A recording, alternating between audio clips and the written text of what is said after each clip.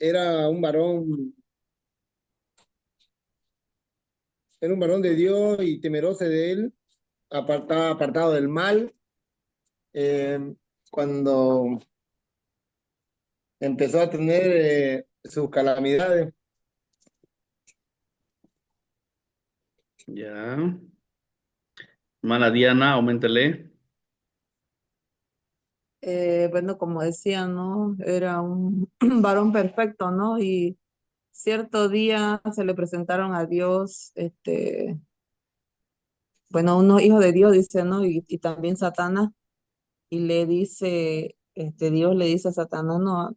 ¿Has visto a mi hijo Job? Le dice, entre todos los hombres, varón perfecto, le dice, ¿no? Y ya Satanás ahí le dice, pero ¿cómo no va a ser perfecto si él lo guarda, digamos, ¿no? Si Dios lo tiene guardado, digamos.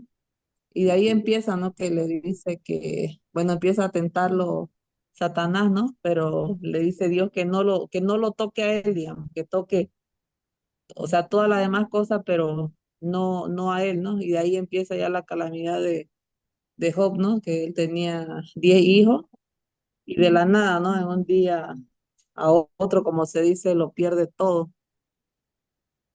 Amén. Ok, perfecto.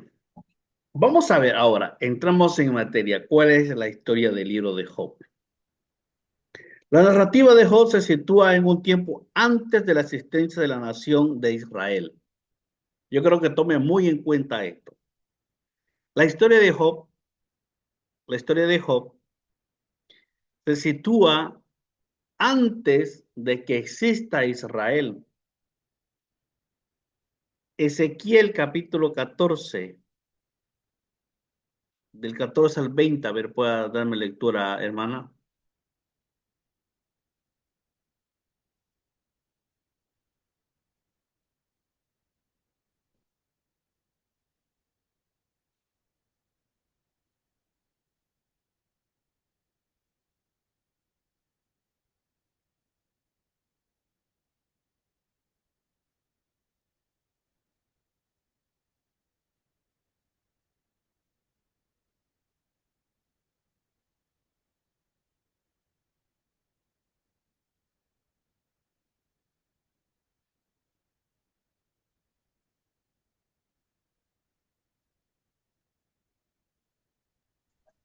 Había estado silenciado, pastor. Ezequiel 14:1. Ezequiel capítulo 14, del 14, sí, hasta el 20. Ya, yo a todo leer y estaba silenciado. Juicio contra los idólatras que consultan al profeta. Vinieron a mí algunos de los ancianos de Israel y se sentaron delante de mí. Y vino a mí palabra de Jehová diciendo, Hijo de hombre, estos hombres han puesto sus ídolos en su corazón y han establecido el tropiezo de su maldad delante de su rostro. ¿Acaso he de ser yo en modo alguno consultado por ellos? Háblales, por tanto, y diles, así ha dicho Jehová el Señor.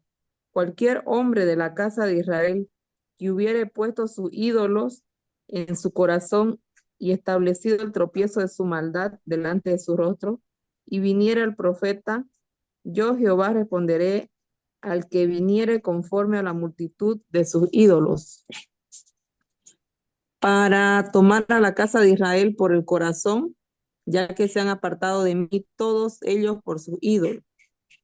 Por tanto, di a la casa de Israel, así dice Jehová el Señor, convertíos y volveos de vuestros ídolos y apartad vuestros rostros de todas vuestras abominaciones.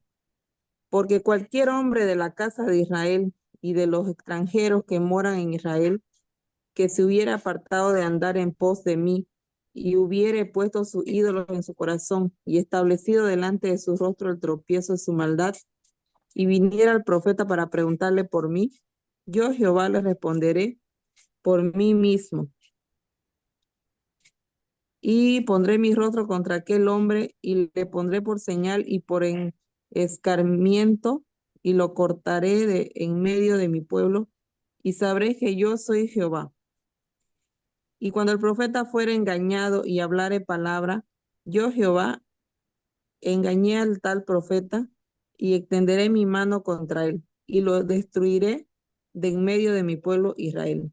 Y llevarán ambos el castigo de su maldad, como la maldad del que consultare.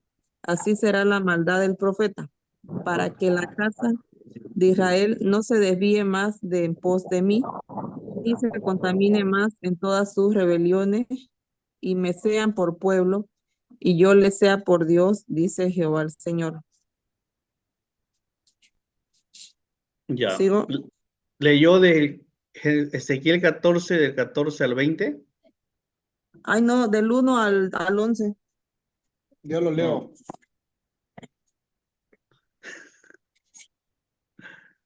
Ya.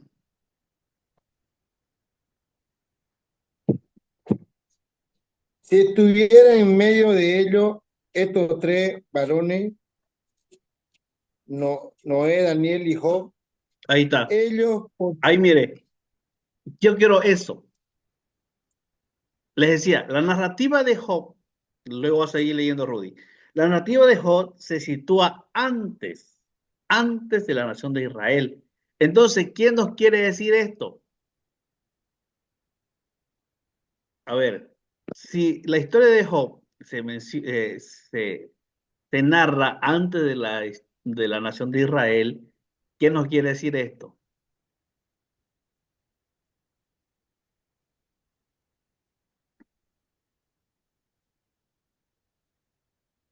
A ver, siga leyendo, Rudy. ellos por su justicia librarían únicamente su propia vida, dice Jehová el Señor. Y si hiciere pasar bestia entonces por la tierra y la asolaren, y quedare desolado de modo que no haya quien pase a causa de la fiera, y estos tres varones estuviesen en medio de ellos, vivo yo, dice Jehová el Señor, ni a su hijo ni a su hija librarían ellos, solo serían librados, y la tierra quedaría desolada. Entonces, si podemos entender un poquito el contexto, ¿cuál sería el primer libro que se escribe? Entonces, Job vivió antes que Abraham, antes que Moisés, ¿no? Entonces, la narrativa de Job se sitúa en tiempos antes de la existencia de la nación de Israel, como lo indica, menciona Ezequiel, junto con Noé.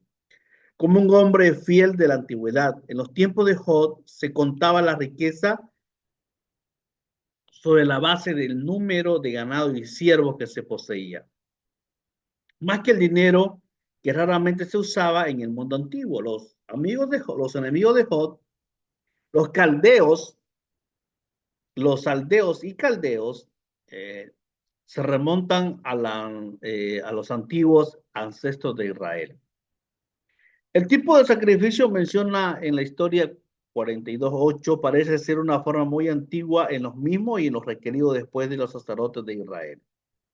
La narración como tal parece que es ser muy antigua y es similar que la encontramos en Babilonia y Egipto.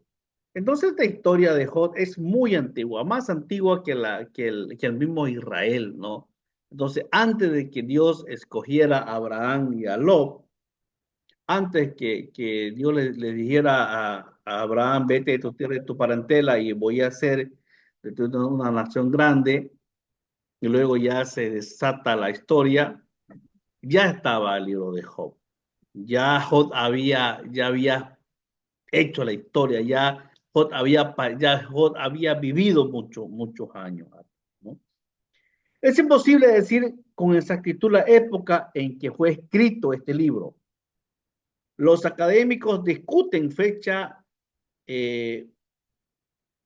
como en los tiempos de Moisés, por ejemplo, 1300 antes de Cristo, hasta la etapa en que los griegos reemplazaron a los persas como gobernadores en Palestina, 330 antes de Cristo. El libro de Job contiene una serie de poemas incluidos dentro de una narración en prosa. capítulo 1 y 2. Y la conclusión 47 son en forma de prosa, mientras que los capítulos intermedios usan un estilo poético. La prosa cuenta la historia de un hombre llamado Job que perdió a sus hijos y todas sus posesiones para recuperarla después y empezar una nueva vida. La sección intermedia se compone del discurso de Job, sus tres amigos observadores llamados Eliú y el Señor. Se puede dividir el libro de la siguiente manera. Nótese que la sección principal del capítulo 3, 1 y 31-40, Job y sus amigos discuten intercaladamente en varias ocasiones. Vamos a comenzar. Comienza la historia de Job. 1, capítulo 1, versículo 1 al 2. Hermano Aurelio, por favor.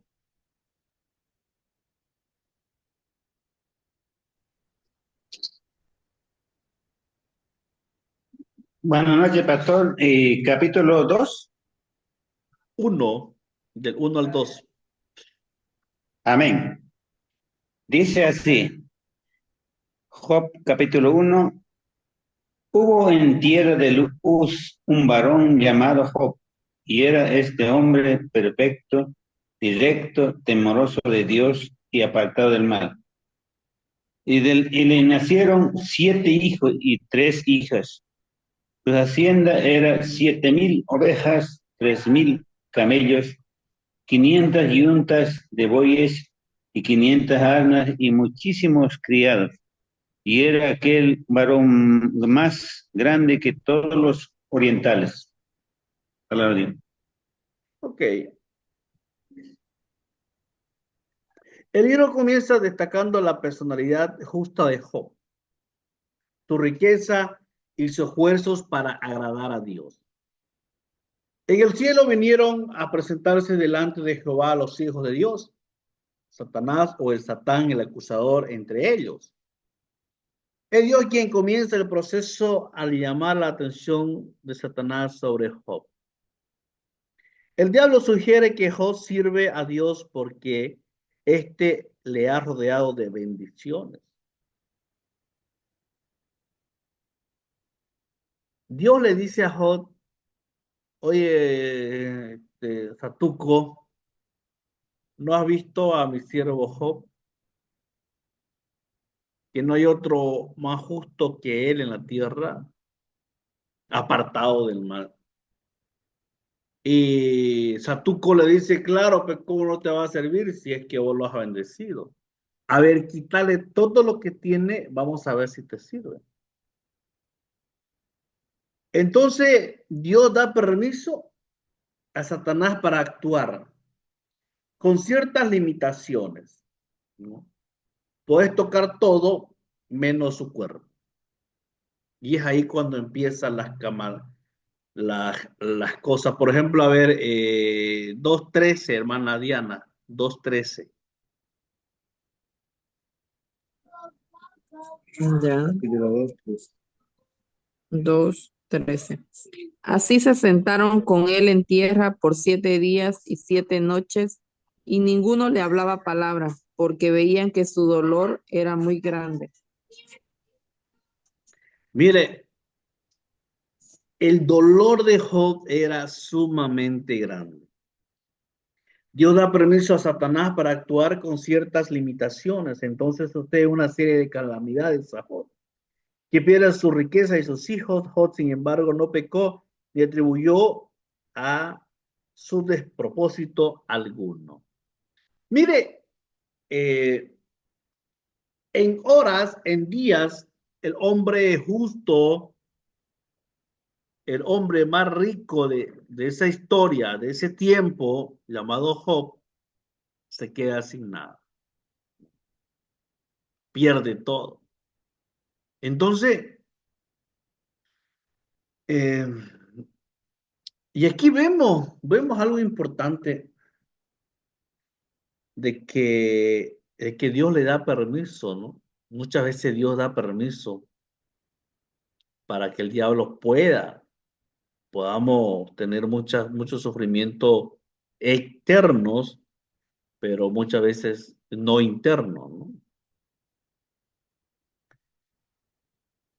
Se pasa luego a la narración de otra escena celestial. Dios vuelve a llamar la atención de Satanás sobre Job, pero este alega que el siervo Dios no había blasfemado porque, mire, Dios le da permiso a Satanás en la primera escena, le quita todo, sus hijos, su ganado, todo lo que tenía. Job se queda sin nada, yo pienso que él se queda con el cuerpo, ¿no? Tal vez su casa nomás, o no sé. Y luego Dios vuelve a llamar la atención de Satanás. Parece que otra vez van y hacen la reunión, ¿no? Van y le dice, ¿viste mi siervo Job? ¿No lo has visto? Que eh, les quitaste todo, pero no ha pecado. Entonces Satanás le vuelve a decir, claro, toca su cuerpo, a ver si no te hablas nomás. Y Dios le da nuevamente permiso.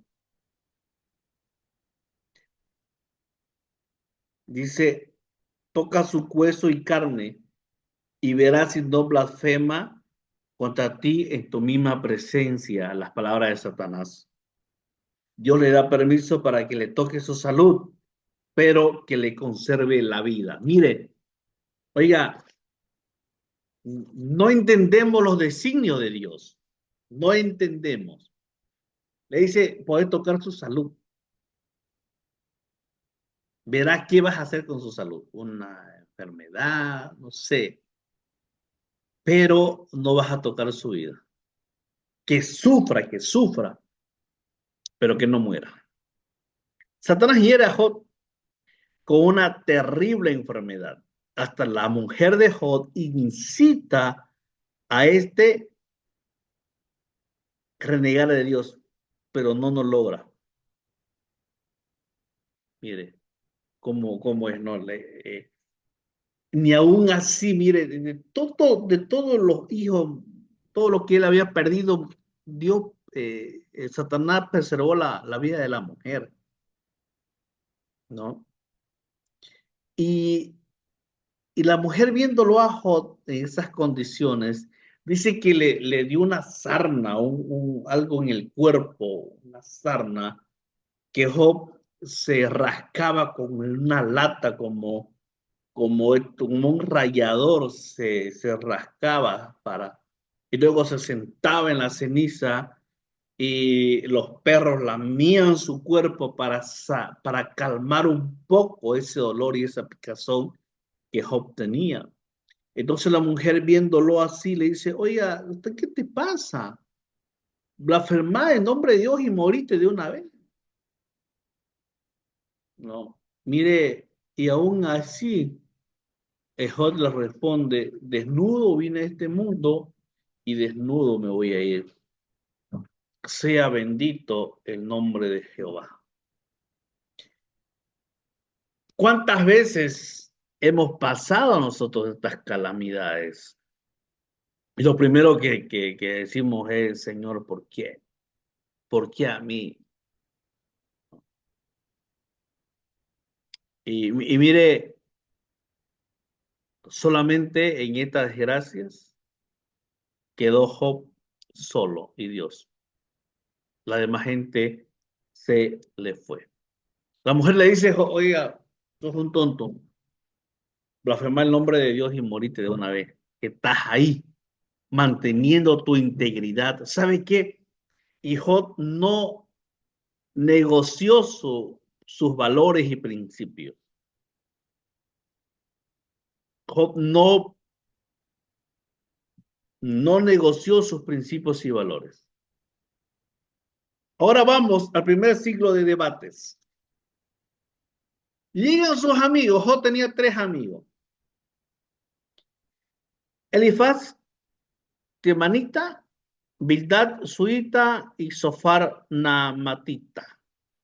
3 amigos de Job vienen a consolarlo, pero al ver el espectáculo de su enfermedad, se quedaron perplejos y ninguno le hablaba palabra porque había en su olor, era muy grande. Oiga, ¿cómo sería, no, ese dolor? Yo recuerdo cuando estaba con la fractura, con la clavícula fracturada y el yeso del peroné fracturado, después que salí del hospital del accidente, vino un amigo, un colega, y como los amigos de Job, me saludó, se sentó y no me dijo absolutamente nada. Estuvo unos 20 minutos conmigo mirándome, luego me dio una palmada en el hombro y se salió y se fue. Mire, y aquí sus amigos de Job, llegaron los 3 amigos de Job, sus mejores amigos, se sentaron con él porque Job estaba destrozado, había calentado fuego, no tenía ni un techo, no tenía nada. Él estaba como un perro, vienen y se sientan alrededor del fuego y ninguno habló palabra, porque dice que quedaron perplejos sin palabra porque el dolor era muy grande. ¿Cómo sería? Dice que no había una parte del cuerpo de Job que no tuviera mancha, que no tuviera roncha, que no tuviera una caracha, en otras palabras vulgares, que no tenía dónde se había rascado con la lata. ¿Cómo estaría ese cuerpo lleno de sangre? Porque imagínate rascarse y se echaba ceniza para calmar el dolor. Pero se desarrolló después creo que 7 noches, después de un tiempo, se desarrolla una conversación. Hablando en forma alternativa, Job y sus amigos, tras una queja inicial de Job, le contesta Elifaz. Después de Job vuelve a hablar y le contesta Bildad.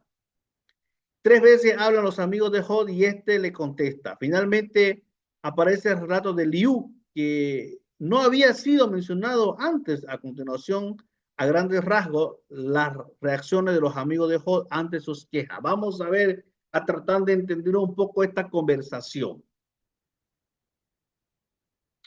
A ver. Elifaz. En los 3 ciclos discurso en el libro de Job, Elifaz es siempre el primero que habla. Como sus compañeros, escribe el punto de vista tradicional que el sufrimiento es siempre una retribución por pecados cometidos e intenta defender a Dios.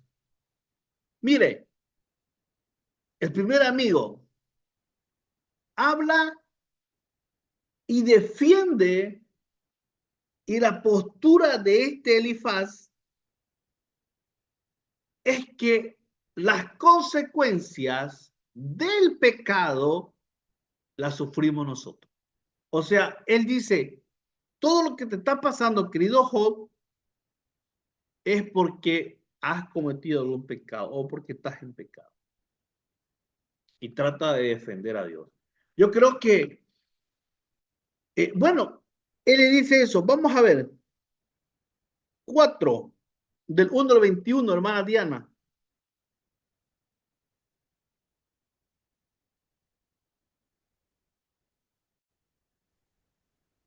Su hermosura no se pierde con ellos mismos y mueren sin haber adquirido sabiduría.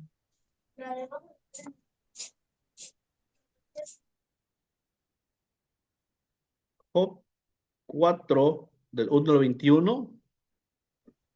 Del 4:21. Sí, Job 4:21. Del 4:21.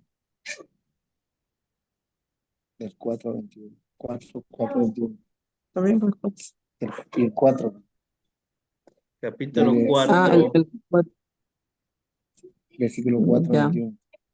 Al que tropezaba, enderezaban tus palabras y esforzaban las rodillas que decaían.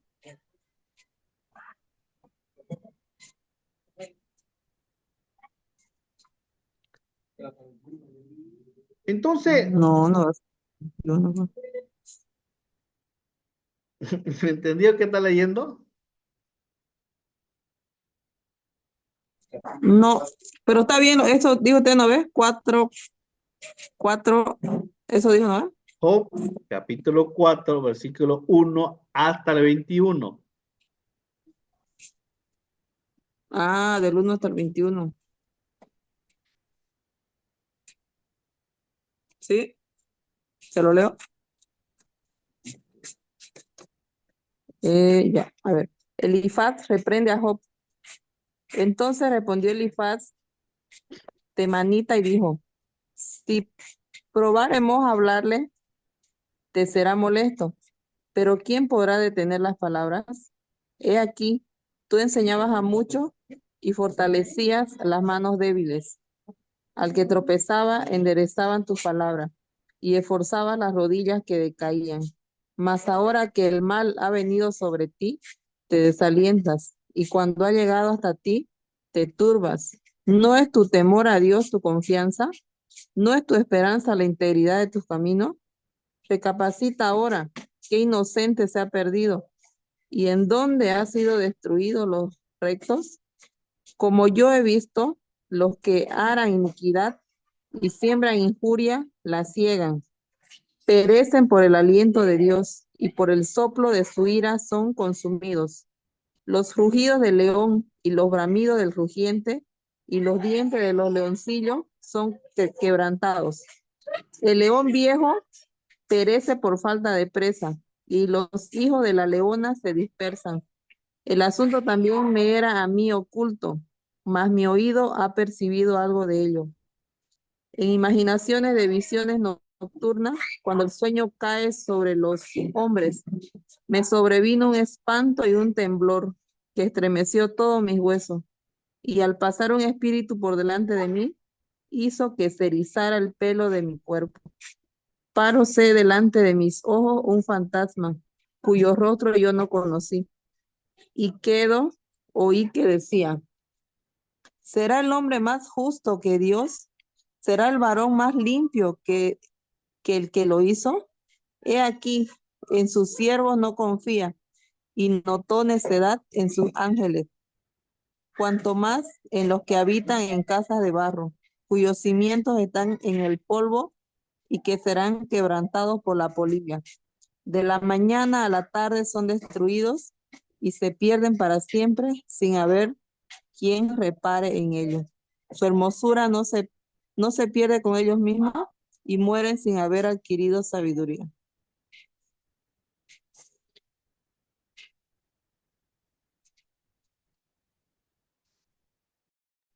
Aquí empieza Elifaz a hablar. ¿Y cuál es su intervención? ¿Cuál es lo que él, al ver la calamidad de Job, él dice, no? Y él defiende, habla como su compañero, escribe el punto de vista tradicional de que el sufrimiento es siempre una retribución de los pecados cometidos. Entonces, en otras palabras, este Elifaz le dice a Job, ¿sabe qué, Job? Estás así porque estás en pecado, cometiste un pecado. La pregunta es, y el comentario es, ¿cuántas veces nos han dicho lo mismo? ¿No? Estás en pecado, ¿qué has hecho? Y exhorta y trata de defender a Dios. Dios no tiene la culpa. La culpa la tenés vos, porque vos estás en pecado. ¿En dónde han sido destruidos los rectos? La pregunta de Elifaz. ¿Será el hombre más justo que Dios? Exhorta a Job a aceptar el castigo de Dios. Elifaz le dice a Job, ¿sabe qué? Acepta lo que te está pasando. Vos tenés la culpa, compañero. Y aquí, bienaventurado es el hombre a quien Dios castiga, por tanto, no menosprecie la corrección del Todopoderoso, le dice hermano Rudy 5:17 de Job.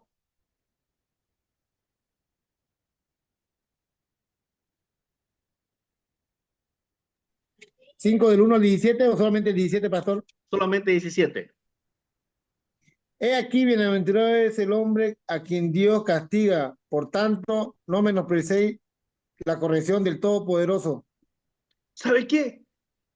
Le dice, Dios te ama, por eso te está castigando, porque cometiste un pecado. Tienes que aceptar la corrección de Dios. Cuando habla por segunda vez, amonesta a Job. ¿Qué cosa es el hombre para que sea limpio y para que se justifique el nacido de mujeres? No confía el iluso en la vanidad. Job 5, 15, 14. En la tercera ocasión hace una defensa de Dios y su justicia. ¿Traerá el hombre provecho a Dios? Mientras que Job es malvado, por cierto, tu malicia es grande y tu maldad no tiene fin. Job debe arrepentirse. Vuelve ahora en amistad con él y tendrás paz. Mire, habla este Elifaz y esa es la intervención. Eso es lo que le dice. En resumen, le dice Elifaz a Job, estás así porque estás en pecado. Luego, aquí Elifaz nuevamente. Está Job a contestar sus argumentos. Sigue Elifaz. ¿Fue visitado alguno de los santos o siervos de Dios con juicio divino como lo dejó? ¿Se comportó alguno de ellos como él cuando se vinieron sometidos a tales sufrimientos? La palabra santo, o más estrictamente los sagrados, parece haberse aplicado al pueblo de Dios en todas las épocas por medio del sacrificio inmolado o en el pacto de la reconciliación. ¿Sabe qué? Todo lo que habló Elifaz, toda su intervención fue que Job estaba en pecado. Nada más. Termina Elifaz de hablar, le dice, estás en pecado, tienes que aceptar lo que el Todopoderoso tiene. ¿Acaso Dios se equivoca? Luego empieza Bildad. Habla este hombre. ¿Qué habla Bildad?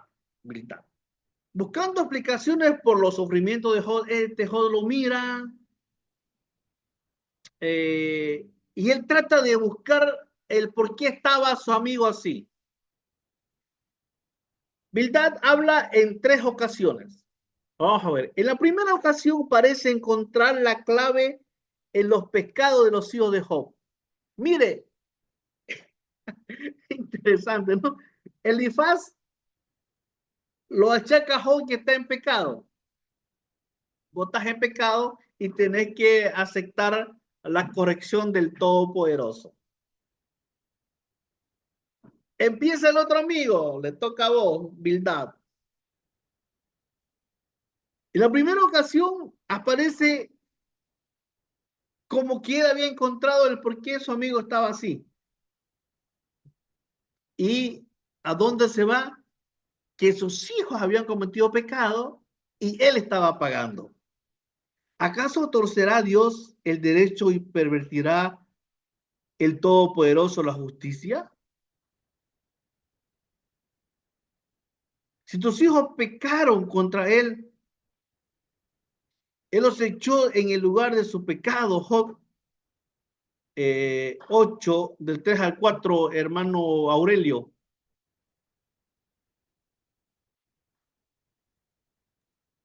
Capítulo 8, versículo 4. Del 3 al 4. Ya. Dice así, ¿acaso torcerá Dios el derecho o pervertirá el Todopoderoso la justicia?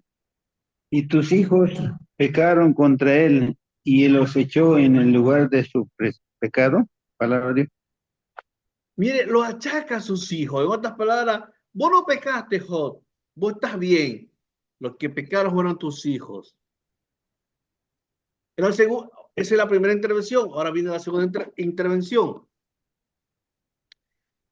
En la segunda ocasión le dice a Job que lo que le pasa es el resultado de sus pecados, pues según él, los malos siempre lo que reciben el castigo y calamidad.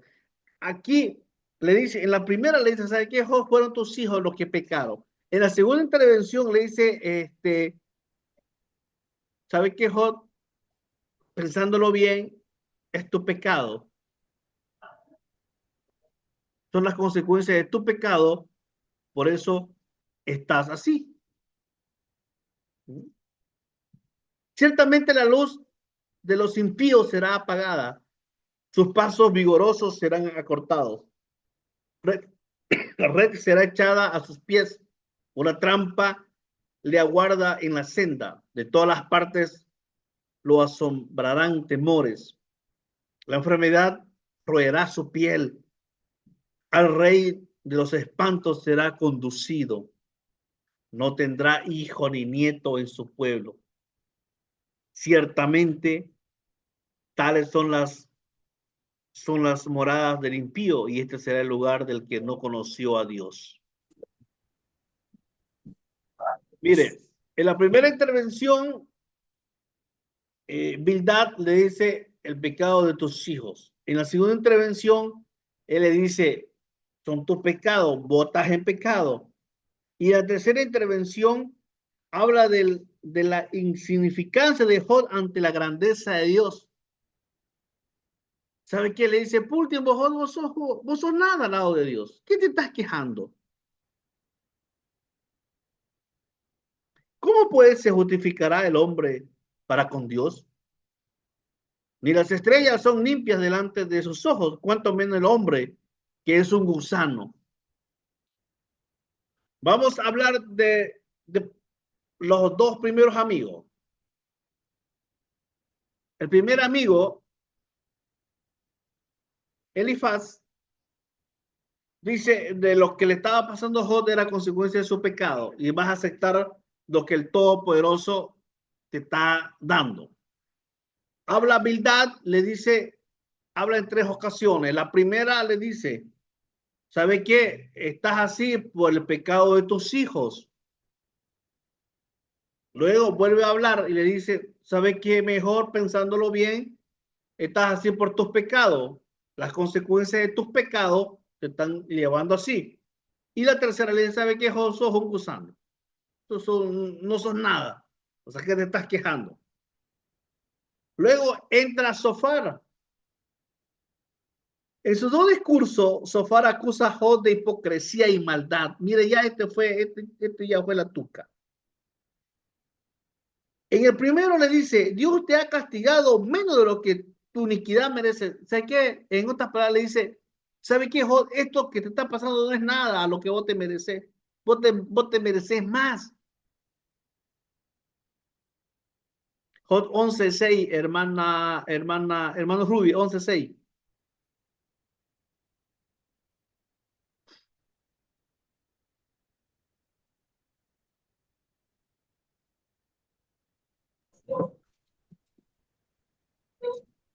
Y se declarará los secretos de la sabiduría, que son de doble valor que la riqueza. Conocerá entonces que Dios te ha castigado menos de lo que tu iniquidad merece. Oiga, en otras palabras, este tipo le dice, no sabe qué, Job, no es nada lo que te está pasando. No es nada. Mereces más. Y le exhorta al arrepentimiento. Si tú dispusieras tu corazón y extendieres a él tus manos, ¿no? Pues hay que arrepentirte, tienes que arrepentirte. En la segunda oportunidad acude a lo que él llama la experiencia desde que fue puesto el hombre sobre la tierra, según la cual la alegría de los malos es breve y el gozo de los impíos por un momento. Y hace una descripción de los males que atacan a los impíos, implicando qué es lo que le está pasando a Job. No, le dice en otras palabras, esto es temporal lo que te está pasando.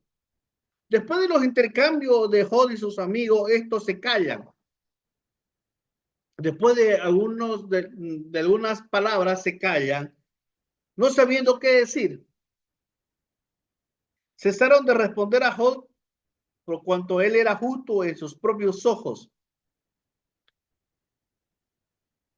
Mire, tanto hablar los 3 amigos se callan porque se dan cuenta de que lo que habían dicho estaba mal. Y ante sus ojos de ellos, Job era santo. Y es aquí cuando entra otro personaje, Eliú. que no está contado con sus tres amigos. Parece que él estaba pasando por la escena y vio y se quedó. Y al escucharlo, lo que estaba pasando, él habló. Cuando no había sido nombrado entre los amigos de Job, ni se le menciona al final del libro, algunos piensan que fue un testigo casual de la discusión. Parece que le estaba pasando nomás este Eliud y se detuvo porque un grupo de muchachos estaba peleando con un tipo que estaba ahí enfermo. Su intervención no entra en el diálogo, pues nadie le contesta. Su discurso es más extenso que las intervenciones de los amigos de Job en conjunto. No contesta los planteamientos de Job, sino más bien es como que si se adelantara en algo a lo que él más tarde dirá el mismo Dios. Es difuso, muy reiterativo. Muchos piensan que no forma parte de esta obra original, sino que fue añadido posteriormente. Ciertamente el término literario, su calidad es inferior al resto del libro. Mire, Eliú acusa a Job de haber dicho, yo soy limpio y sin defecto, soy inocente y no hay maldad en mí. Hermana Diana, Job 33:9.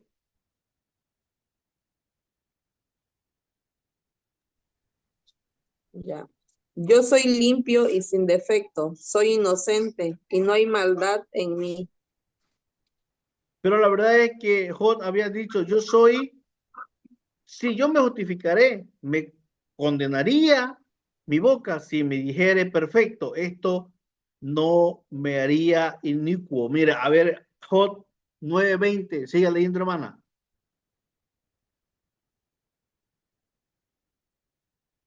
El 9. 9:20.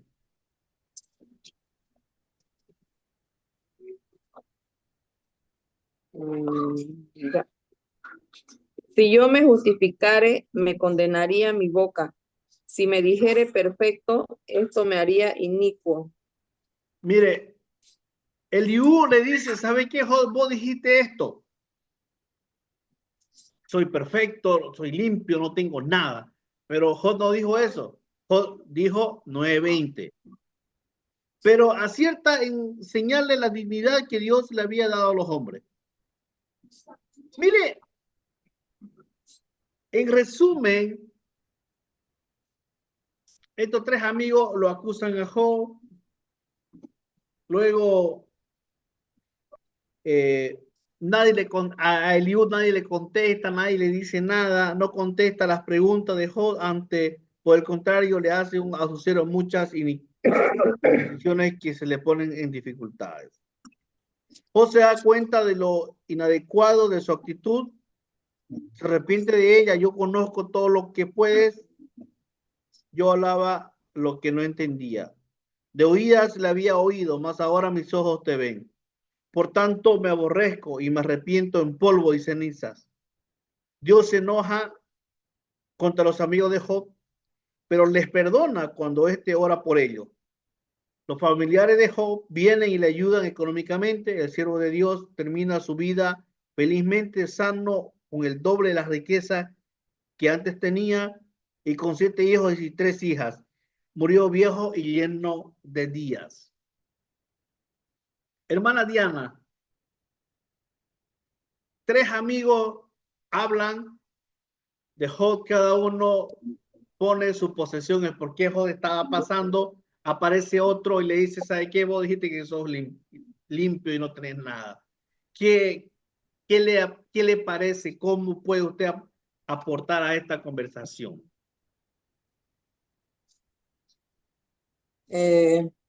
Bueno, en realidad, pues que, bueno, no eran sus amigos realmente, Darían, ¿no? Al condenarlo así, sin saber, digamos, aunque ellos, claro que defendían a Dios, digamos, ¿no? Lo culpaban a él por no aceptar que no era nadie, como decía que era un gusano, ¿no? Pero, bueno, a la vez como se ve, ¿no? Como los amigos están en las buenas y en las malas, bueno, y ellos lo que querían era de una vez que acepte, ¿no? Su error o su pecado que él estaba haciendo, ¿no? Hermano Rudy, en la vida real, a ver, los amigos ahí estaban y más el que llegó. ¿Cómo lo podemos traer a la vida real? Pasa, pues, pastor, las personas que supuestamente son sus amigos, o en la iglesia, pues, pastor, ¿no? Piensan tener el juicio supuestamente de la persona, ¿no? O lo que ellos piensan que así es, digamos, ¿no?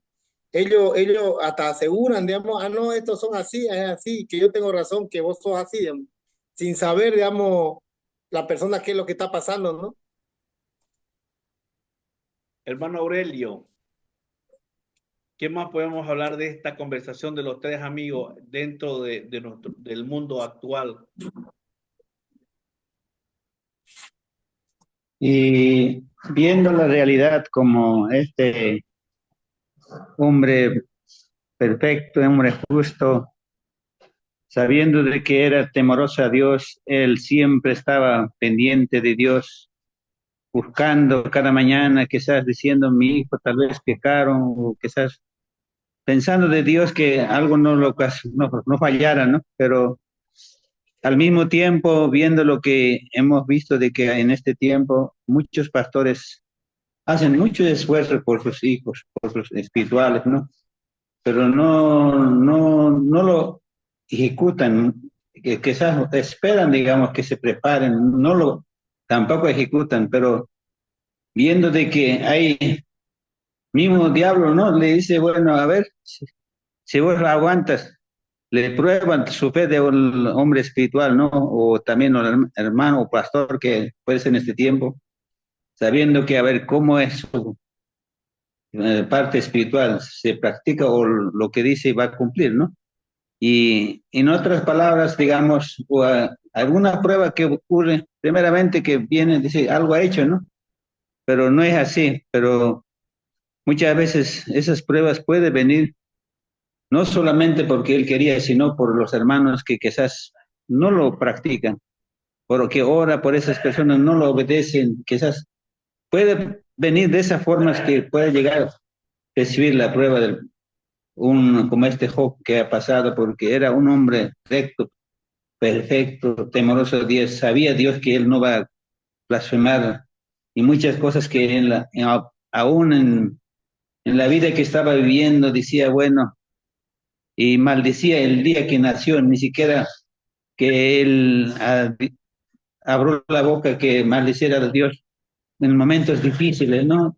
Y a veces viéndole esa misma corazón que tiene para poder conocerle de que cuánto era ese amor que te llevaba y cuánto era le que tenía ese valor y un hombre espiritual, ¿no? Yo creo que eso a nosotros nos desafía, un ejemplo para nosotros, este libro de Job. Sé que en el camino hemos cruzado muchas compruebas, quizás hemos llegado a seguir preparándonos, ¿no?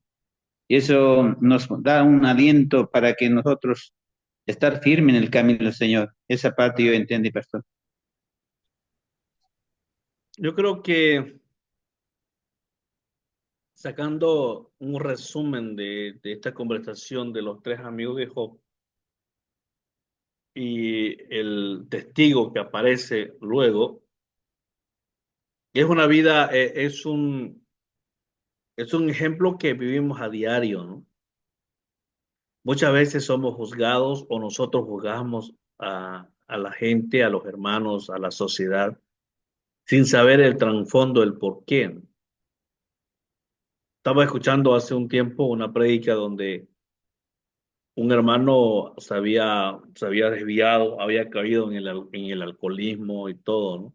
Y la gente empezó a juzgarlo sin saber.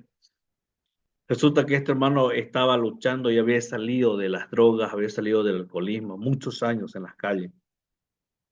Y para él era muy difícil eh, esa lucha que él tenía en cuanto al alcoholismo. Y la gente lo condenó, la gente empezó a juzgarlo y sin saber el por qué, ¿no? ¿Cuántas veces nosotros hemos cometido ese error, hermanos? Y hoy yo les hablo a ustedes como futuros líderes, futuros pastores, tal vez acá van a salir pastores y pastoras, que no cometamos ese error. Que como pastores, si vemos a alguien caído, sé que duele, usted no va a ir a felicitarlo tampoco, sino orar y ver el trasfondo del por qué, qué pasó. Eh, y dice la Biblia que estos eran los amigos de Job, eran sus amigos. Por eso fueron a visitarlo, por eso fueron a verlo. Pero cada uno, tal vez sin malicia, tal vez cada uno defendiendo la posición y cada uno defendiendo a Dios, eh, le expone lo que ellos sentían. Pero muchas veces nosotros queriendo ayudar a Dios o queriendo defender a Dios, lo que hacemos es dañar a los hermanos.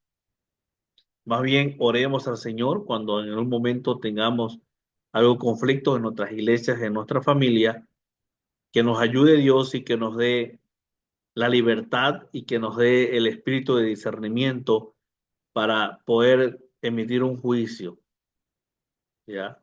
Así que con esto, hermanos, los dejo. Dios les bendiga, Dios los guarde, Dios los cuide. Eh, o tal vez alguien tiene algo que comentar según todo lo que hemos hablado.